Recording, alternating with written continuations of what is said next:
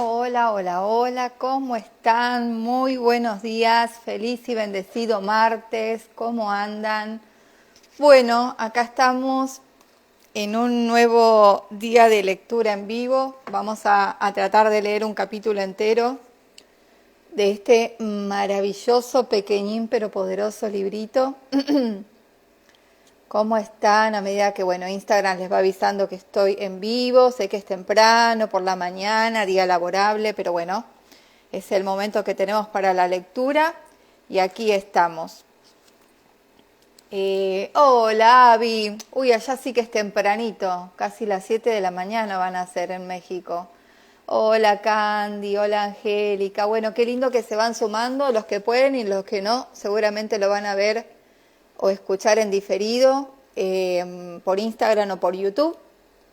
Recuerden que también en la cuenta de YouTube Calma Salud Consciente tienen una playlist con más de 15 libros ya leídos, así que pueden pasar y suscribirse, dejar algún comentario, eso ayuda muchísimo a la cuenta. Así que bueno, vamos a leer otro capítulo de este libro de Jesús y los Esenios de Edward Schur. Creo que había quedado en el capítulo 4, así que vamos a comenzar con esta lectura. El título es La vida pública de Jesús, enseñanza popular y enseñanza esotérica, los milagros, los apóstoles, las mujeres. Y comienza así. Hasta ahora he tratado de iluminar con su luz propia esa parte de la vida de Jesús que los evangelios han dejado en la sombra o envuelto en el velo de la leyenda. He dicho por medio de qué iniciación, por qué desarrollo de alma y de pensamiento el gran Nazareno llegó a la conciencia mesiánica. En una palabra, he tratado de reconstruir el génesis interno del Cristo. Una vez conocido ese génesis, el resto de mi labor será más sencillo. La vida pública de Jesús ha sido contada en los evangelios. En esas narraciones hay divergencias, contradicciones, soldaduras.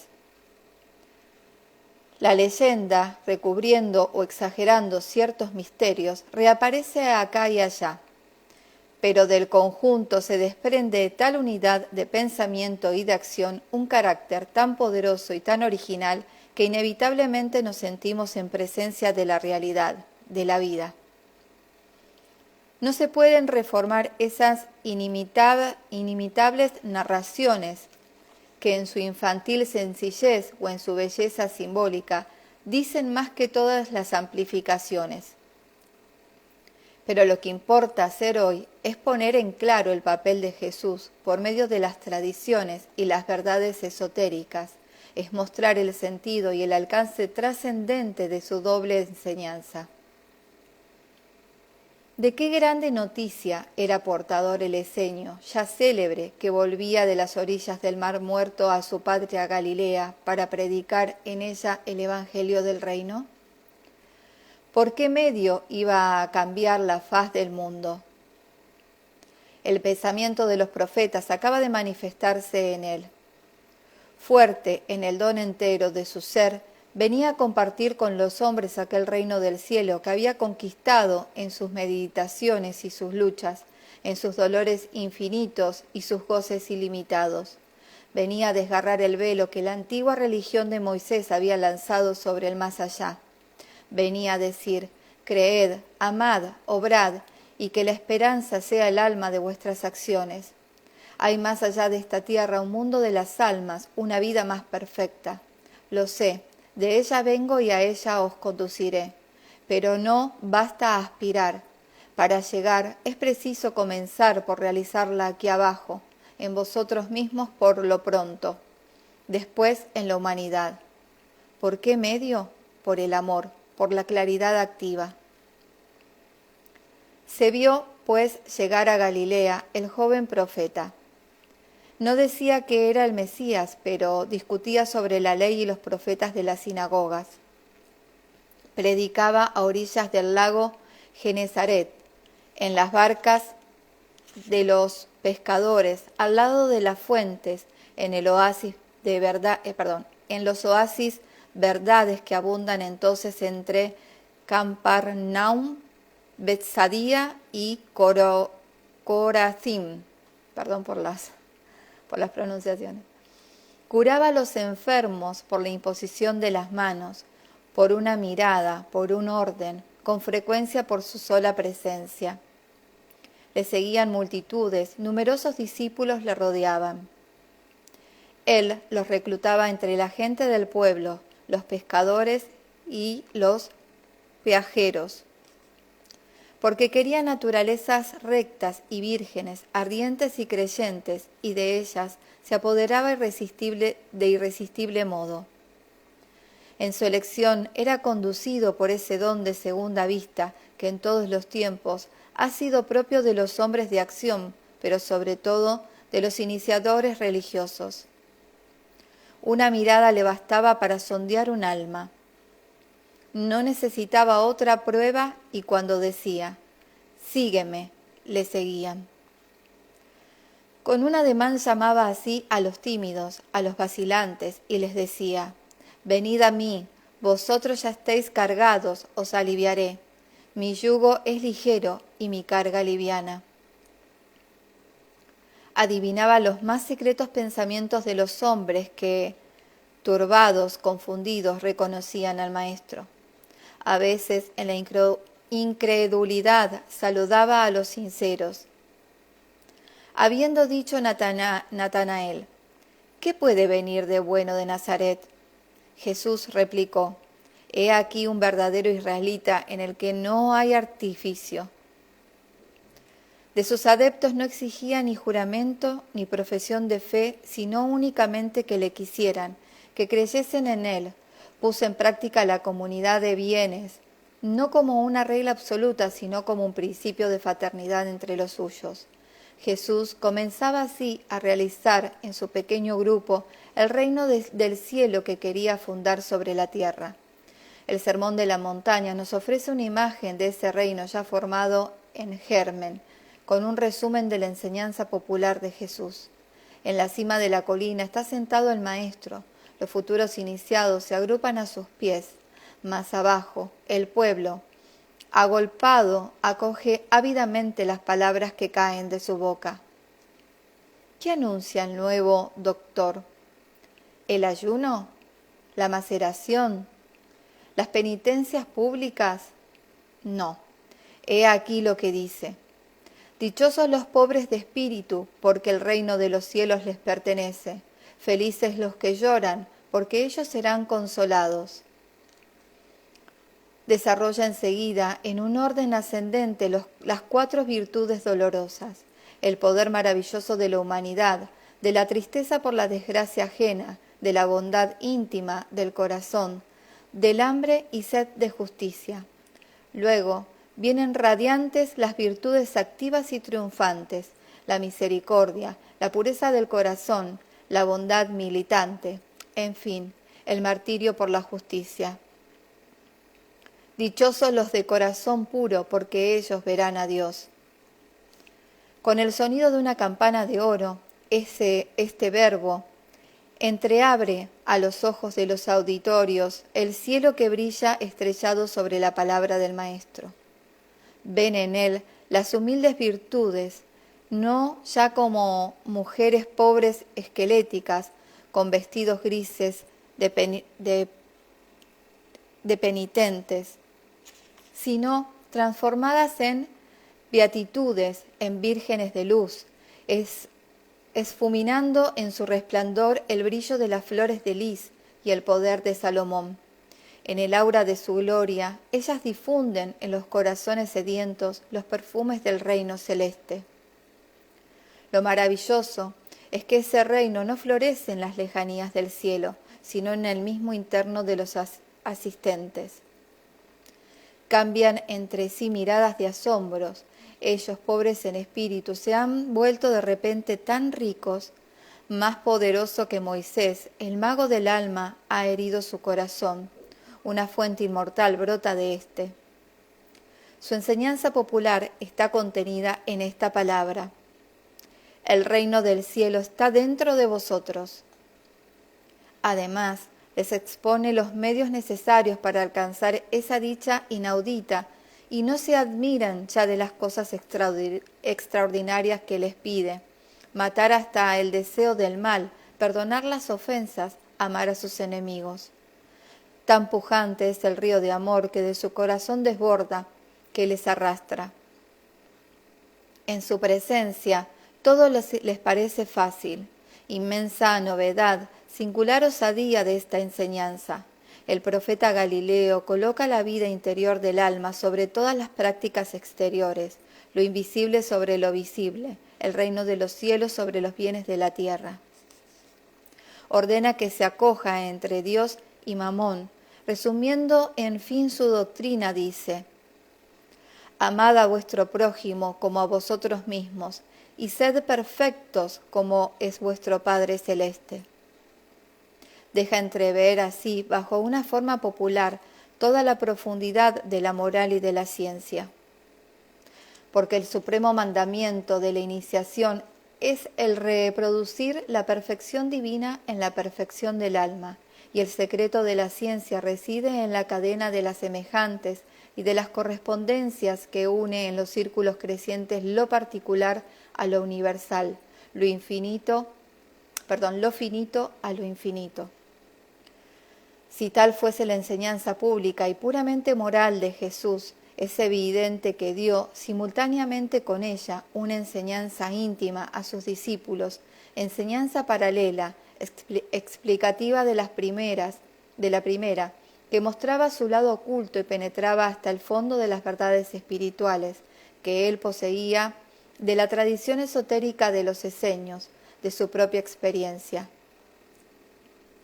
Habiendo sido violentamente ahogada por la Iglesia esa tradición a partir del siglo II, la mayor parte de los teólogos no conocen ya el verdadero alcance de las palabras del Cristo con su sentido, a veces doble y triple, y solo ven el sentido primario o literal.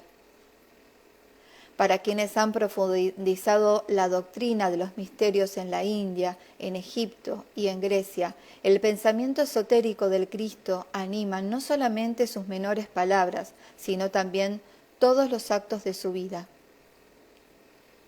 Visible ya en los 3 simposios, aparece por completo en el Evangelio de Juan. He aquí un ejemplo que toca a un punto esencial de la doctrina.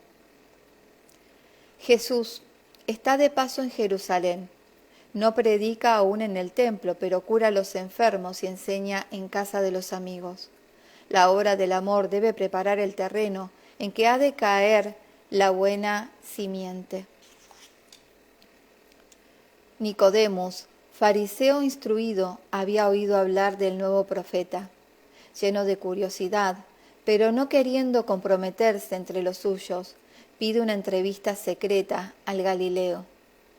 Jesús se la concede.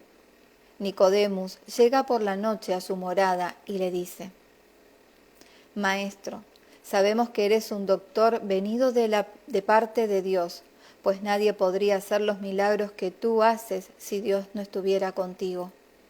Jesús le responde: en verdad te digo que si un hombre no nace de nuevo, no puede ver el reino de Dios. Nicodemo pregunta si es posible que un hombre vuelva al seno de su madre y nazca una segunda vez. Jesús responde: en verdad te digo que si un hombre no nace de agua y de espíritu, no puede entrar al reino de Dios. Jesús resume bajo esta forma, evidentemente simbólica, la antigua doctrina de la regeneración ya conocida en los misterios de Egipto: renacer por el agua y por el espíritu.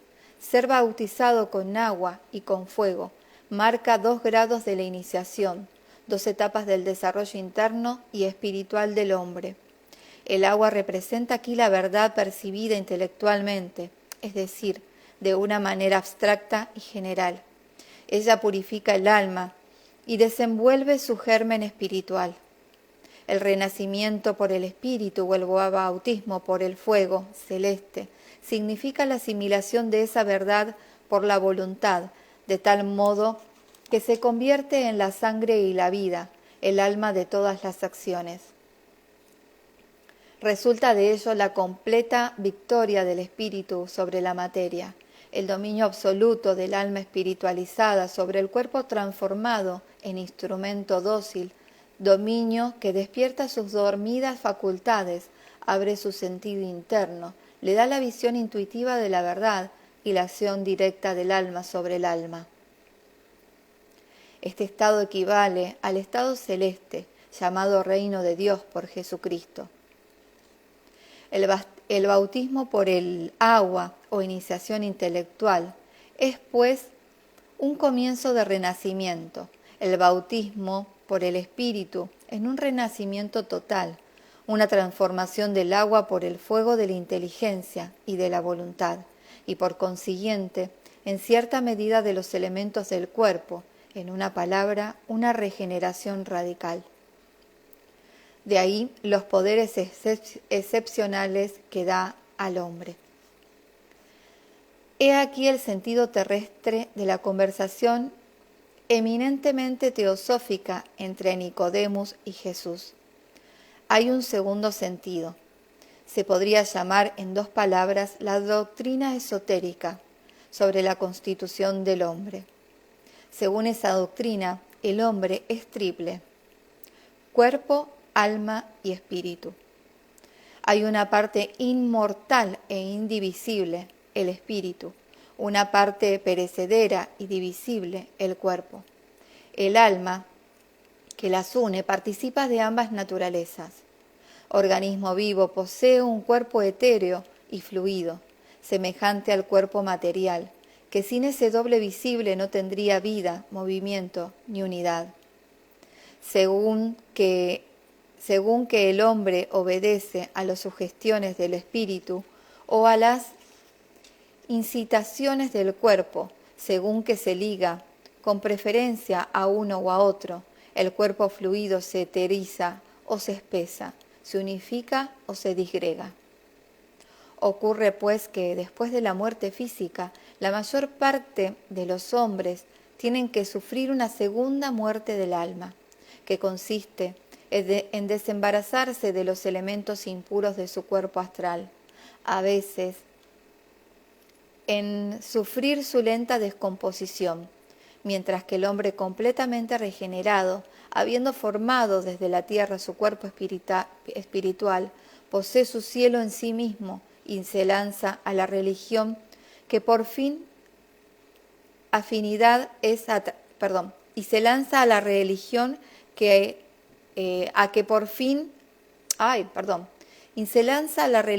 a que por afinidad es atraído. Disculpe. El agua, en el esoterismo arcaico, simboliza la materia fluídica infinitamente transformable, como el fuego simboliza el espíritu uno. Hablando del renacimiento por el agua y por el espíritu, Cristo hace alusión a esa doble transformación de su ser espiritual y de su envoltura fluídica que espera al hombre después de su muerte y que sin la cual no puede entrar en el reino de las almas gloriosas y de los puros espíritus. Porque lo que ha nacido de la carne o es carne, es decir, está encadenado y es perecedero, y lo que ha nacido del espíritu es espíritu, es decir, libre e inmortal. El viento sopla en todas partes y oye su ruido, pero no sabes de dónde viene ni a dónde va. Lo mismo pasa con todo hombre que ha nacido del Espíritu. Así habla Jesús ante Nicodemus, en el silencio de la noche de Jerusalén.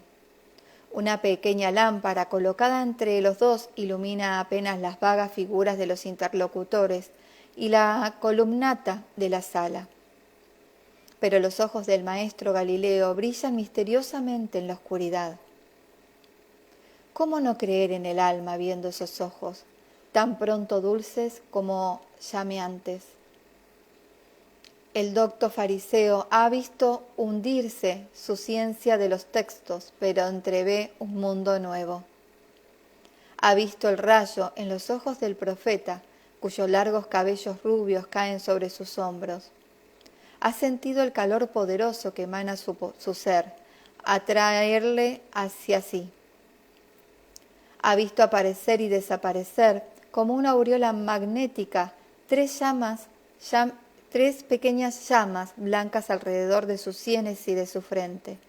Entonces ha creído sentir el viento del Espíritu que pasa sobre su corazón.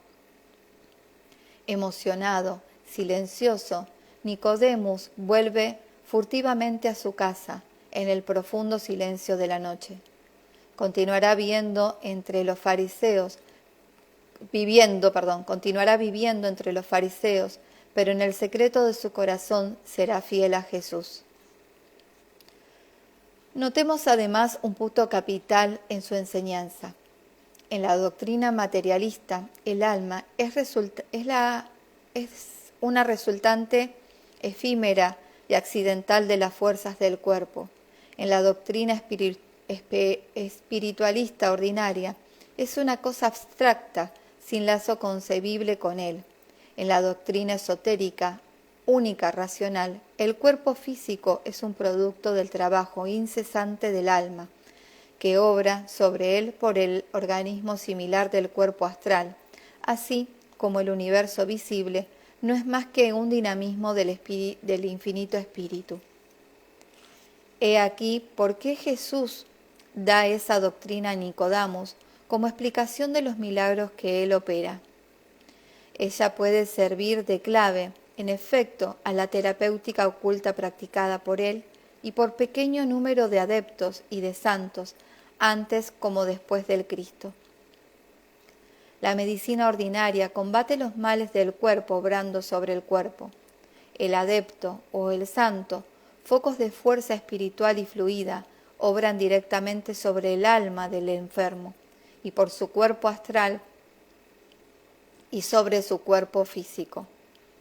Lo mismo pasa en todas las curaciones magnéticas. Jesús opera por medio de fuerzas que existen en todos los hombres, pero opera a altas dosis por proyecciones poderosas y concentradas. Presenta a los escribas y fariseos su poder de curar los cuerpos como prueba de su poder de perdonar o de curar el alma, lo cual es su objetivo superior. La curación física se convierte así en la contraprueba de una curación moral que le permite decir el hombre entero: levántate y anda. La ciencia de hoy quiere explicar el fenómeno que los antiguos llaman posesión como un sencillo desarreglo nervioso. Explicación insuficiente. Psicólogos que tratan de penetrar más allá en el misterio del alma ven en ella un desdoblamiento de la conciencia, una irrupción de su parte latente. Esta cuestión está en contacto con la de los diversos planos de la conciencia humana, que obra tan pronto sobre uno como sobre otro, y cuyo juego móvil se estudia en los diversos estados sonambúlicos. Toca igualmente al mundo suprasensible. Sea de ello lo que quiera, es cierto que Jesús tuvo la facultad de restablecer el equilibrio en los cuerpos perturbados y enfocar las almas hacia su conciencia superior. La magia verdadera, ha dicho Plotino, es el amor con su contrario, el odio. Por el amor y el odio, los magos obran por medio de sus filtros y encantamientos.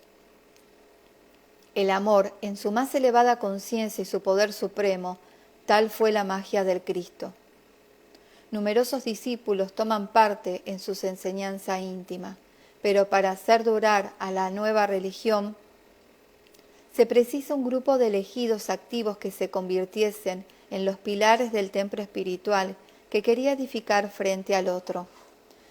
De ahí la institución de los apóstoles. No los eligió entre los esenios porque necesitaban naturalezas vigorosas y vigentes y quería implantar su religión en el corazón del pueblo. Dos grupos de hermanos, Simeón Pedro y Andrés, hijos de Jonás por un lado y del otro Juan y Santiago, hijos de Zebedeo, los 4 pescadores de profesión y de familias acomodadas, formaron el núcleo de los apóstoles. Al comienzo de su carrera, Jesús se muestra en su casa de Capernaum, a orillas del lago Genezaret, donde tenían ellos sus pesquerías. Vive entre ellos, les enseña, convierte a toda la familia. Pedro y Juan se destacan en primer lugar y dominan desde arriba a los 12 como las 2 figuras principales. Pedro, corazón recto y sencillo, espíritu cándido, limitado, tan propicio a la esperanza como al descorazonamiento, pero hombre de acción, capaz de conducir a los otros por su enérgico carácter y su fe absoluta. Juan, naturaleza concentrada y profunda de entusiasmo, tan fervoroso que Jesús lo llamaba el hijo del trueno. Unamos a esto el espíritu intuitivo, alma ardiente, casi siempre replegada sobre sí misma, de costumbres soñadoras y tristes, con explosiones formidables, furores apocalípticos, pero también con profundidades de ternura que los otros son incapaces de sospechar, que solo el Maestro ha visto. El silencio, el contemplativo, comprenderá el pensamiento íntimo de Jesús. Será el evangelista del amor y de la inteligencia divina, el apóstol esotérico por excelencia. Persuadidos por su palabra, convencidos por sus obras, dominados por su grande inteligencia y envueltos en su radiación magnética, los apóstoles seguían al Maestro de aldea en aldea. Las predicaciones populares alternaban con enseñanzas íntimas. Poco a poco les abría su pensamiento. Sin embargo, guardaba aún un silencio profundo sobre sí mismo, sobre su papel, sobre su porvenir. Les había dicho que el reino del cielo estaba próximo, que el Mesías iba a venir. Ya los apóstoles murmuraban entre sí, Él es, y le repetían a los demás. Pero Jesús, con dulce gravedad, se llamaba sencillamente el Hijo del Hombre, expresión cuyo sentido esotérico no comprendían aún los apóstoles, pero que parecía querer decir en su boca, mensajero de la humanidad doliente. Porque añadía, los lobos tienen su guarida, mas el Hijo del Hombre no tiene dónde reposar su cabeza.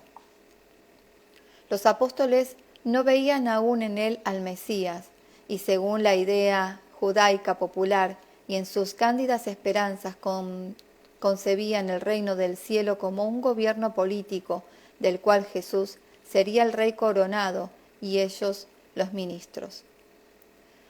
Combatir esa idea, transformarla de arriba abajo, revelar a sus apóstoles el verdadero Mesías, el reino espiritual, comunicarles esa verdad sublime que él llamaba el Padre, esa fuerza suprema que llamaba Espíritu, fuerza misteriosa que une justamente todas las almas con lo invisible, mostrarles por su verbo, por su vida y por su muerte, lo que es un verdadero Hijo de Dios. Dejarles la convicción de que ellos y todos los hombres eran sus hermanos y podían alcanzarle y unirse a él si lo querían. No abandonarlos hasta después de haber abierto a su esperanza toda la inmensidad del cielo. He aquí la obra prodigiosa de Jesús sobre sus apóstoles. ¿Creerán o no? Este es el nudo del drama que se representa entre ellos y él. Otro hay más tremendo que se desarrolla en el fondo de Jesús mismo. Pronto lo expondremos. Porque en aquella hora una oleada de alegría sumerge el trágico pensamiento de la conciencia del Cristo. La tempestad no ha soplado aún sobre el lago de Tiberíades. Es la primera Galilea del Evangelio. Es el alba del reino de Dios, el matrimonio místico del iniciado con su familia espiritual. Ella le sigue, viaja con él. Con el cortejo de las paraninfas sigue al esposo de la parábola. El grupo creyente se apiña tras las huellas del Maestro amado en las playas del lago azul, encerrado en sus montañas como una copa de oro. Va de las frescas riberas de Camparum a los bosquecillos de naranjos de Betsadía, a las montañas Corazín, a donde ramilletes de palmas umbrosas dominan todo el mar Genesaret. En el cortejo de Jesús las mujeres tienen un sitio aparte, madres o hermanas de discípulos, vírgenes tímidas o pecadoras arrepentidas, le rodean siempre. Atentas, fieles, apasionadas, esparcen sobre sus pasos como un regadero de amor su eterno perfume de tristeza y de esperanza. A ellas no hay que demostrarles que es el Mesías. Con verlo basta. La extraña felicidad que emana de su atmósfera mezclada a la nota de sufrimiento divino inexpresado que resuena en el fondo de su ser, las persuade de que es el Hijo de Dios. Jesús había ahogado pronto en sí el grito de la carne, había dominado el poder de los sentidos durante su estancia con los esenios. Por esto había conquistado el imperio de las almas y el divino poder de perdonar, esa voluptuosidad de los ángeles. Así es que puede decir a la pecadora que se arrastra a sus pies con los cabellos sueltos, esparciendo bálsamo de mucho precio. Mucho le será perdonado, porque ha amado mucho. Palabra sublime que contiene toda una rendición, porque quien perdona, libera.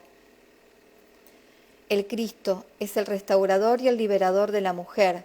Digan lo que quieran San Pablo y los padres de la Iglesia, que, al rebajar a la mujer al papel de sierva del hombre, han falseado el pensamiento del Maestro. Los tiempos védicos la habían glorificado. Buda había desconfiado de ella. Cristo la eleva, devolviéndole su misión de amor y su adivinación. La mujer iniciada representa el alma en la humanidad. Aisha, como la había llamado Moisés, es decir, el poder de la intuición, de la facultad, amante y vidente. La tempestuosa María Magdalena, de quien Jesús había arrojado 7 demonios según la expresión bíblica, se convirtió en el más ardiente de sus discípulos. Ella fue la primera que, según San Juan, vio al Divino Maestro, al Cristo espiritual resucitado sobre su tumba. La leyenda ha querido ver obstinadamente en la mujer apasionada y creyente la mayor adoradora de Jesús, la iniciada del corazón, y no se ha engañado, porque su historia representa toda la generación de la mujer según quería el Cristo. En la granja de Betania, entre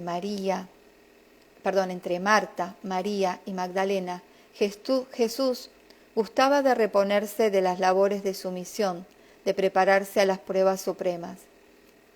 Allí prodigaba sus dulces consuelos y suaves conversaciones, hablaba de los divinos misterios que no quería confiar aún en sus discípulos. A veces, en la hora en que el oro del poniente palidece entre las ramas de los olivos, cuando ya el crepúsculo oscurece sus finas hojas, Jesús quedaba pensativo. Un velo caía sobre su faz luminosa. Pensaba en las dificultades de su obra, en la vacilante fe de los apóstoles, en los pobres enemigos del mundo. El templo, Jerusalén, la humanidad con sus crímenes y sus ingratitudes, se desplomaban sobre él como una montaña viviente. Sus brazos elevados al cielo, ¿serían bastante fuertes para pulverizarla o quedaría aplastado bajo su masa enorme? Entonces hablaba vagamente de una prueba terrible que le esperaba y de su próximo fin. Sobrecogidas por la solemnidad de su voz, las mujeres no osaban interrogarle. Por grande que fuese la inalterable serenidad de Jesús, comprendían que su alma estaba como envuelta en el sudorío de una indecible tristeza que les separaba de los goces de la vida. Presentían ellas el destino del profeta, su revolución inquebrantable. ¿Por qué esas sombrías nubes que se elevan por el lado del Jerusalén?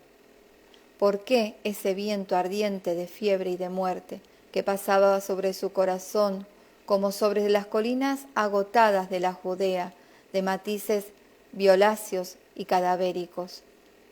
Una noche misteriosa, estrellada, una lágrima brilló en los ojos de Jesús. Las tres mujeres se estremecieron y sus lágrimas silenciosas brotaron también en la paz de Betania. Lloraban ellas sobre él lloraba sobre la humanidad. ¡Wow! ¡Qué belleza, Dios mío!